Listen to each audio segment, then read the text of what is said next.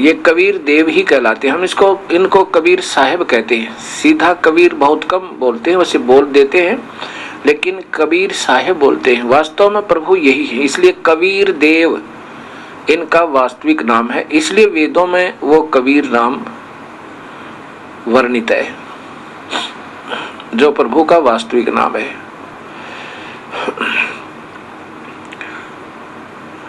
जब त्रेता युग में ये प्रभु आए थे अपनी प्यारी आत्माओं को अपना सत्य संदेश पहुंचाने के लिए, उसमें कुछ मुख्य दृष्टांत आपको सुनाऊंगा। मुनिंदर नाम से वो प्रभु आए हुए थे, उसमें ऋषि मुनिंदर नाम से इनको जाना जाता था। अपनी सत भक्ति का संदेश दिया करते थे। एक नल और नील दो भक्त आत्मा थी। वो बहुत भोले दिमाग के थे, लेकिन प्रभु में लगन बहुत ज्यादा थी। और वो शिल्पकार भी थे, इंजीनियर समझो। पहले कोई डिग्री नहीं हुआ करती, पर नेचुरल गुण, कुदरती गुण हुआ करते थे। उनको बहुत भयंकर बीमारी होगी। उन्होंने सभी ऋषियों से आशीर्वाद भी लिया, उनके द्वारा बताई गई सब साधनाएं भी कर चुके थे, परंतु उनको कोई लाभ नहीं हुआ। बहुत परेशान थे। एक दिन उनका भाग्य उदय हुआ, कबीर परमेश्वर के सत्संग में जहां पर हो रहा था उनके पास पहुंच गए। और जो ही कबीर परमेश्वर के उन्होंने वचन सुने और फिर आशीर्वाद लिया, तो ऐसे ही उनको आशीर्वाद दिया, सिर पे हाथ रखा, हाथ रखते ही वो दोनों स्वस्थ हो गए। उनकी फिर ऐसी श्रद्धा बनी अपने प्रभु में। कबीर साहब ने कहा, बेटा नाम लो। उन्होंने कहा कि हम भक्ति तो कर रहे हैं, ऐसे ऐसे अपनी सब क्रियाएं बताई। कबीर साहब ने बताया कि जो भक्ति तुम्हारे ऋषि लोग तुम्हें बता रहे हैं गुरुदेव, ये तो ब्रह्म साधना है, और ब्रह्म ये स्वयं काल है, और यही सभी को नचा रहा है। बेटा ये भक्ति तेरी तुम्हारी पूर्ण नहीं है, अधूरी है। हमने पूर्ण परमात्मा की भक्ति करनी चाहिए, जिससे हमारा आपका जीवन छुटकारा हुए। अब वो दुखी हो रहे थे। जब उनको सुख मिल गया तो कहा, प्रभु हमें उपदेश दे दो। नाम दे दिया, शिष्य बना लिए। अब नदियों के किनारे पे ऋषियों के सत्संग हुआ करते थे। ये दोनों भक्तात्मा नल और नील बहुत सेवा किया करते थे, बहुत सेवक थे, साधु सेवी थे, और हाथ जोड़कर प्रार्थना कर करके उनके कपड़े धोते थे, उनके कौपीन धोते थे, बर्तन साफ किया करते थे, उनको नहलाते थे। जब वो स्नान करते थे तो कमर मसलते थे। ऐसे ही जब समागम हुआ करते थे तो नल और नील सभी ऋषियों से प्रार्थना करके उनके बर्तन, उनके कपड़े आदि धोने के लिए, साफ करने के लिए ले जाते थे। दरिया पर बैठ कर के सत्संग में सुनी हुई बातों की बहुत चर्चा करने लग जाते थे, मस्त हो जाते थे। और किसी का लोटा बह जाता था, कोई गिलास खो गया, किसी का करमंडल गया, किसी का लंगोट खो गया, किसी के धोती गुम होगी, किसी का कुर्ता गया। ऐसे वो दो दो चार चार एक दो वस्तु रोज गुम कराया करते थे। तब ऋषि लोग कहा करते थे, भाई हमारा गिलास नहीं, कोई कहता मेरी धोती नहीं है, कोई कहता मेरी करमंडल कहाँ गया जो तुम साफ करने के लिए लेकर गए थे, कोई कहता मेरा लंगोट नहीं है। वो कहते हमें तो मालूम नहीं दाता, हम तो जो लेकर गए थे जो के तो ले आए। दूसरे जो सेवक जाते थे उन्होंने कहा कि जी ये तो नल और नील ये दोनों साथी हैं, और वहां बैठकर प्रभु की चर्चा करने लग जाते हैं, बर्तनों को पानी में भिगो के, कपड़ों को पानी में भिगो के, और जो सत्संग में सुनी हुई बातें थी उनकी फिर चर्चा करते थे। आज गुरुदेव ने ऐसा बताया, आज गुरुदेव ने ऐसी कहानी सुनाई, हो। और जी वो कपड़े बह जाते हैं, ये ध्यान नहीं देते। ऋषियों ने कहा, भाई नल और नील, भाई तुम हमारी सेवा मत करो, हम अपनी सेवा स्वयं कर लेंगे। बेटा अब हम इतनी दूर रहते हैं जंगल में, कहाँ से तुम रोजाना कुर्ता लाएंगे, कमीज लाएंगे, कहाँ से हम धोती लाएंगे, कहाँ से रोजाना लोटे, गिलास, कटोरी, थाली लाएंगे। बेटा हम अपनी आप सेवा कर लेंगे, तुम रहने दो। रोने लोग जाते थे, पैर पकड़ लेते थे, मैं हमारी सेवा ना छीनो दाता, अब के बहुत ख्यास करेंगे, नहीं गुम होने देंगे। फिर वही हालत। उन ऋषियों ने सोचा कि इन बच्चों को मना करते हैं तो इनकी आत्मा दुख पावे, ये रोते हैं, हमें पाप लगेगा अगर सेवा छीनेंगे तो। इनके गुरुदेव से प्रार्थना करते हैं वे कोई समाधान निकालेंगे। ऋषि मुनिंदर जी से कहा कि आपके ये दो सेवक बहुत ही श्रद्धालु हैं, कोई शक नहीं, बड़ी लगाव है प्रभु में, पर हमारे लिए तो ये सिरदर्द बन गए। हम मना करते हैं, हमारी कपड़े मत धो, हमारे बर्तन साफ मत करो, क्योंकि ये ले जाते हैं 4 वस्तु, लाते हैं 2 वस्तु वापस, हमें बहुत परेशानी होती है ऋषिवर। आप इनको कहो कि हमारी सेवा ना करें, पर आपका आदेश मानेंगे ये। उधर से जब नल नील ने ये बात सुनी कि गुरुदेव बाब आदेश देंगे कि तुम सेवा मत करना, उससे पूर्व ही उनके गुरुदेव के चरणों में गिर के दोनों याचना करते हैं, प्रभु हमारी सेवा ना छीनना, दाता कोई सजा दे देना। अब के हम बिल्कुल नहीं कोई वस्तु गुम करेंगे, हम नहीं करेंगे दाता। ऋषियों ने कहा जी इनके बस की बात नहीं, ये जानबूझकर नहीं गुम कर दे, ये वहां प्रभु चर्चा में लीन हो जाते हैं और फिर हमारे लिए मुसीबत हो जाती है। कबीर साहब ने कहा भाई ठीक है, खूब सेवा करो बेटा, आज के बाद तुम्हारे हाथ से कोई भी वस्तु नहीं डूबेगी, इवन स्टोन भी, पत्थर तक भी नहीं डूबेंगे और लोहा भी नहीं डूबेगा, वो तैरा करेंगे। कपड़े और बर्तन तो कहना ही क्या, सब कुछ नहीं डूबेगा तुम्हारे हाथ से, जो तुम्हारे हाथ से सप्रश हो गया। ये बात चलती रही, ठीक हो गया। उसके बाद नल और नील के हाथ से कोई वस्तु नहीं डूबा करती, कपड़े भी भरा हुआ पानी का बेला कटोरा जो का जो ऊपर ही तैरता रहता था। कुछ दिनों के बाद सीता जी का हरण हो जाता है वनवास से, जब भगवान श्री राम और सीता और छोटा भाई भ्राता श्री लक्ष्मण वहां चित्रकूटी में रहा करते थे। लंका का राजा रावण सीता जी को धोखा देकर उठा ले जाता है। कैसे उठा ले जाता है कि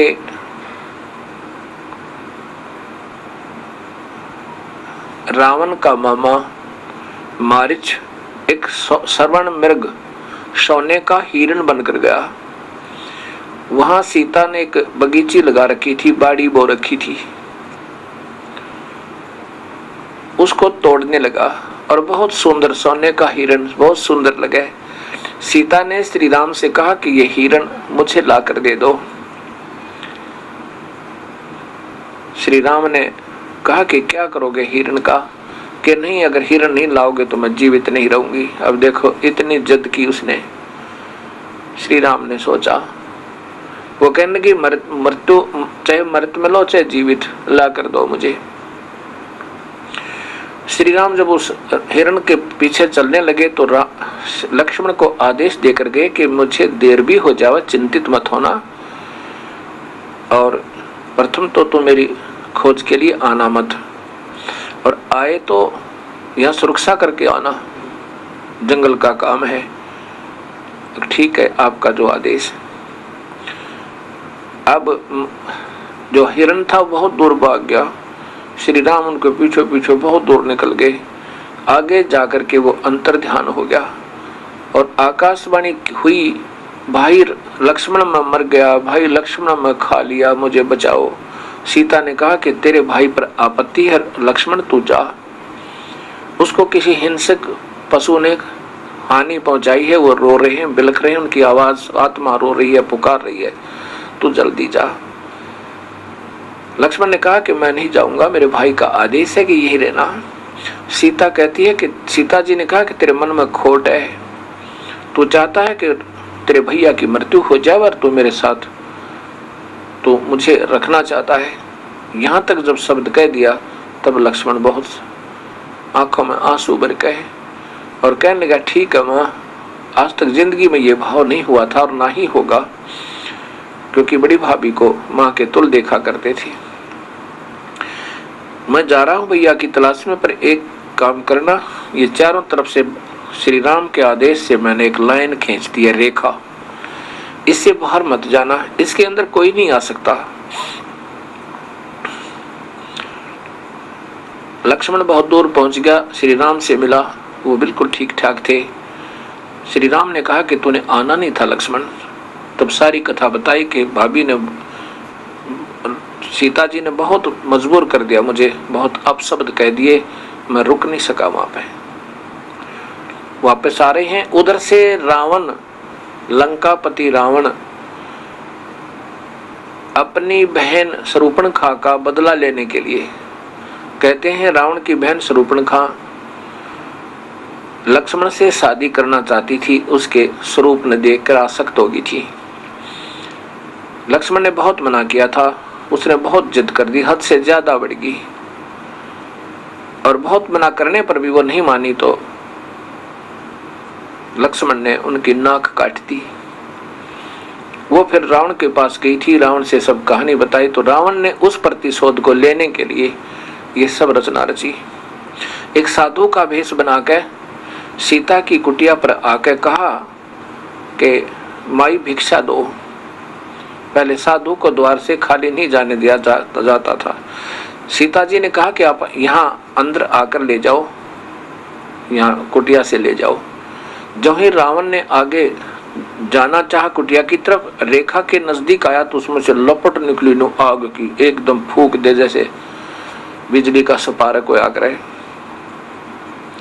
एकदम 2 कदम वापस गया रावण और कहा कि तुम साधु को मारना चाहते हो, तुमने ऐसा यहाँ पर ये रचना रची हुई है, अगर भिक्षा देनी है तो इसे बाहर आकर दो, नहीं तो साधु रुष्ट हो जाएगा। पहले संतों की महिमा की आड़ में राक्षस लोग ऐसी गलतियां कर जाते हैं।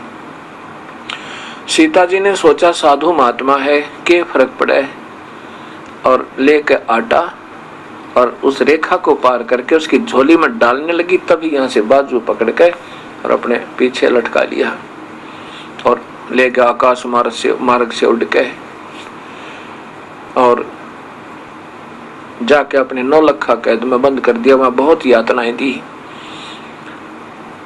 जब श्री राम और लक्ष्मण वापस आए तो सीता नहीं थी। बहुत बुरी तरह रोते हैं, इधर उधर डकराते हैं, वृक्षों से पूछते हैं रो रो के।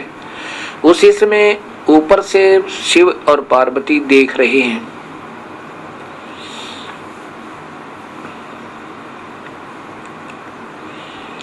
शिव और पार्वती देख रहे हैं और भगवान शिव श्री राम को ऐसे प्रणाम कर रहे हैं ऊपर से ही।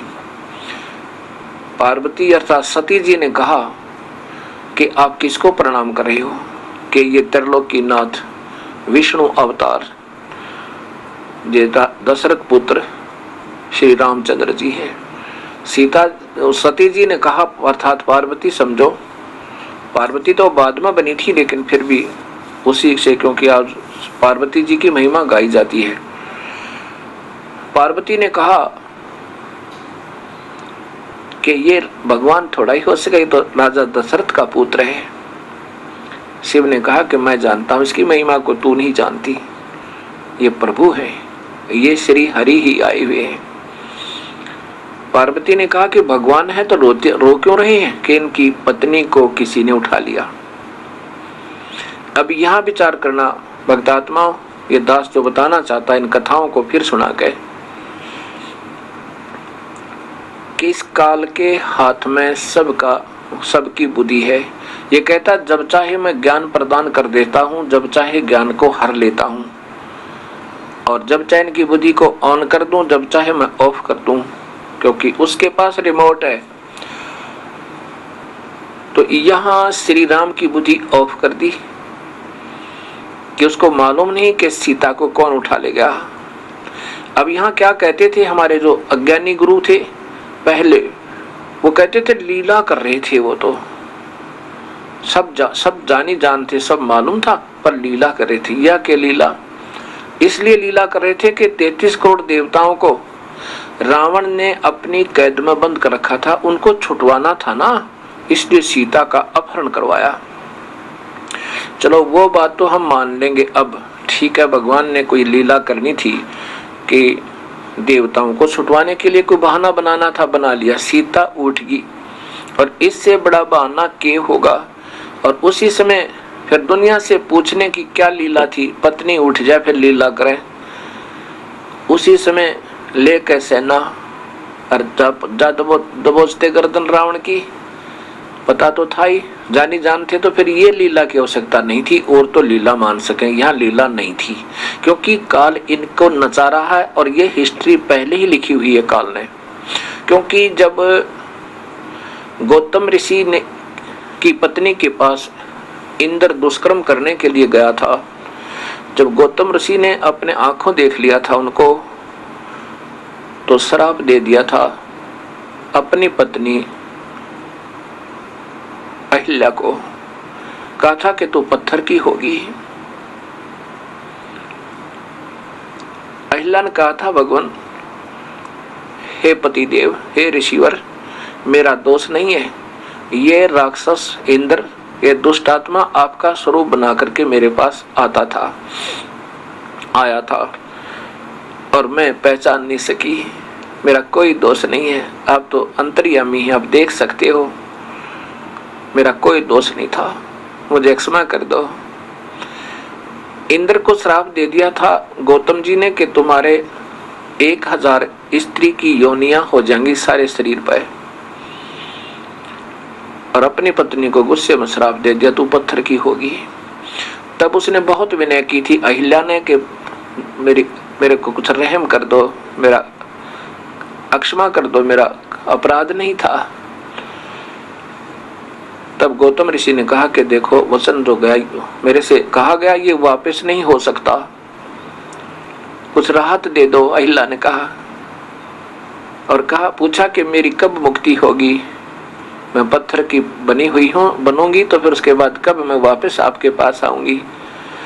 गौतम ऋषि ने कहा कि त्रेता युग में विष्णु भगवान स्वयं श्री रामचंद्र पुत्र श्री दशरथ बनकर जाएंगे अयोध्या में, उनको वनवास होगा और वहां सीता की तलाश में होंगे। उस समय तेरे ऊपर वो खड़ाऊ झाड़ेंगे और उन खड़ाओं के झाड़ते ही उनकी रज चरण रज से तो फिर देवांगना बनकर मेरे पास आएगी।